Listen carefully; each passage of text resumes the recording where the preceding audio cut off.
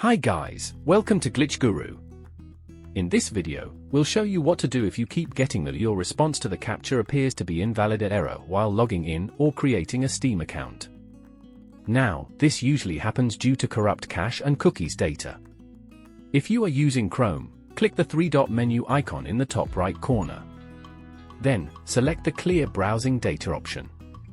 Here, click the drop-down menu to select the All-Time option. Now, tick these two checkboxes to clear cache and cookies data.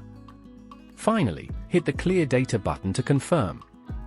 Now, check if the Steam CAPTCHA works as expected. If it does not, click this puzzle icon in the top right corner. Now, select Manage Extensions from the list.